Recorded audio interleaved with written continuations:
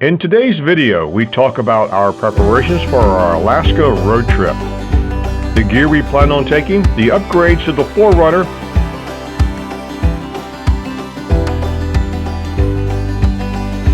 and a chat about why we picked the road less traveled.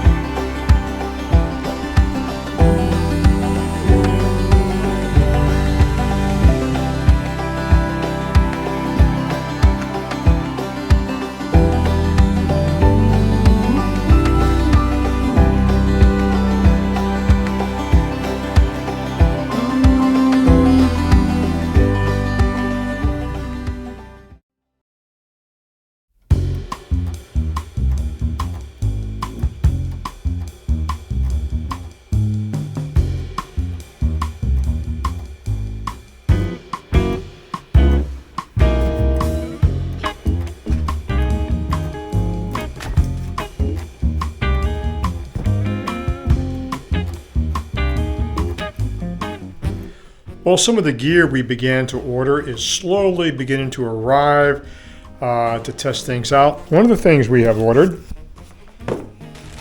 since Miriam and I have decided to reduce our carbohydrate intake, and most of your off-the-shelf freeze-dried meals are very, very dense in carbohydrates.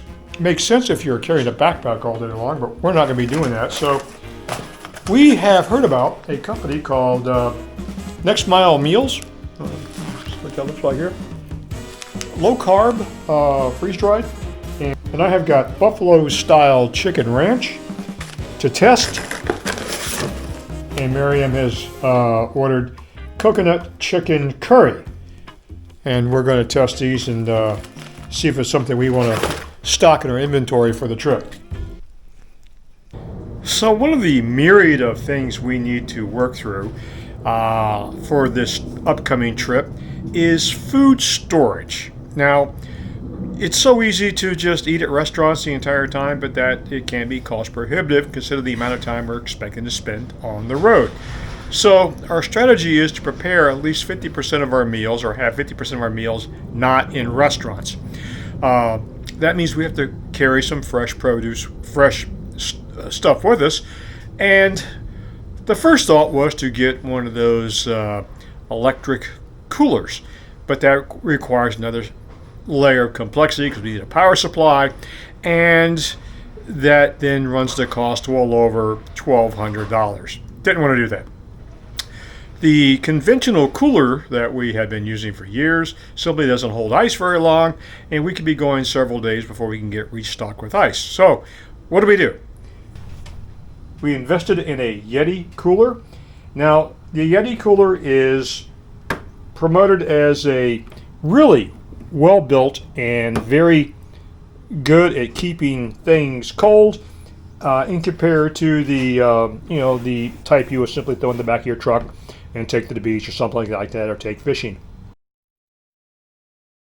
This is the rear cargo area of our Toyota 4Runner. One of the many reasons we chose this vehicle is because of the cargo area in the back that lays fairly flat, so should we decide to sleep back here, we have that option available to us. To change it from a normal seating area to sleeping, you simply pull the seat up and rock it forward, and you have an area of from here to where the hatch closes is 6 feet, which is fine for Miriam and myself. There is a little bit of a transition from here to here, which is typical. We knew about this in advance. It's a 3-inch drop from this area here to this area here, but the seats, both of them, fold totally flat to make us a nice area. So YouTube is full of tutorials on how to build a platform to raise this to 3 inches to facilitate sleeping should we need to. So I went ahead and built the platform out of some plywood, and it fits perfectly. Now I'm in the process of painting it so it will match the interior as close as I can get to it.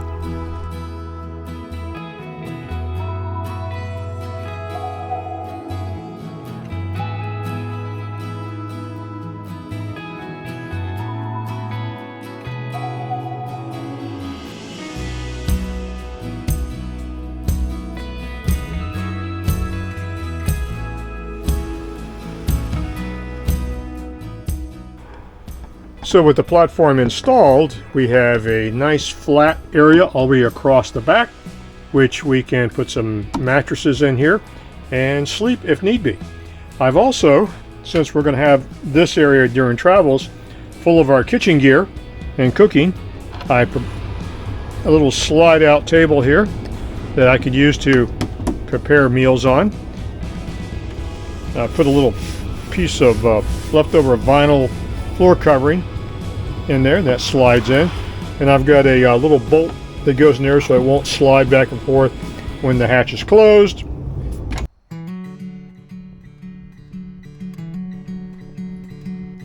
Another one of the upgrades that we're doing, and we're adding molly panels. If you're not familiar with molly panels, this is what one looks like when it's fully installed. This is steel. It's mounted to the original mounting hardware that comes inside the 4Runner, so you get the panel to match. And the benefit is you can actually hang things on the molly panel. The reason we want to do that, if we find ourselves having to sleep back here, we want all of our stuff that we can get to off the ground, but yet accessible to us and not be in our way, and we don't want to leave it outside. So we can mount it back here. It serves a double purpose, and that is when you're traveling, it's so easy to have so much stuff and you're overwhelmed trying to find something very simple. If it's organized in a manner that you can quickly access it, it makes life so much easier. So I'm in the process of adding the panel on this side, and that should complete this upgrade. When we were at the Overland Expo last season, we saw a product called the Deep Sleep brand mattresses that are custom fitted for whatever SUV you want to take out into the outback, overlanding. And so we went ahead and did some more research and picked up a couple of these. They come separate. You can buy two at a time, and they custom fit the specific vehicle. This is the one for the 4Runner Gen 5 with standard seating.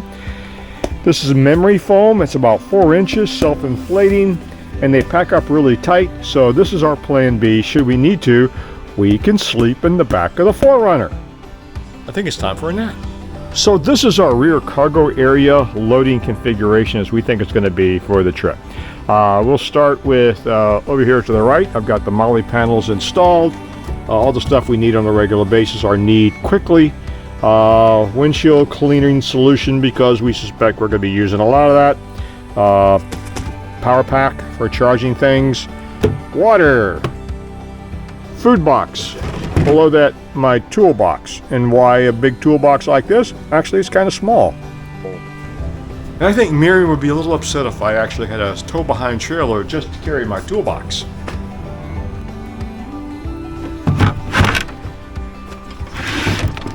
Back here, our Yeti cooler, the kitchen kit for cooking our meals, folding table, and comfortable chairs that will fit nicely around the folding table. So we think this trip is going to take about 60 days, even though we haven't finalized our itinerary, destinations, or anything like that. But we got some route selections, we got some ideas. Anyway, so about 60 days, about 10,000 miles of driving, and that can take a toll on one physically, especially when you're older, like we are. Well, Miriam is not. She's still quite youthful, but it's a child bride. A child bride, yes. So we're upping our game a little bit when it comes to a little bit of fitness and conditioning and diet and exercise and all that stuff. So we're out today just getting a nice walk in. Got a long way to go, a lot of decisions to make, but yep, need to keep up the momentum. Yep. Yeah. Movement is so important to health, particularly at our age. Yeah. Not that we're that old, mind you. Young at heart. Yes. And I do want to address, just came to my mind, one of the questions that comes up is why are we doing something this complex? Why don't we just take a cruise or something like that, something benign and less risky? That doesn't work for me. Sorry. I like the challenge. Fun one day, but yeah, I mean, I have nothing against these things, but the challenge of doing things that, well, The unexpected, the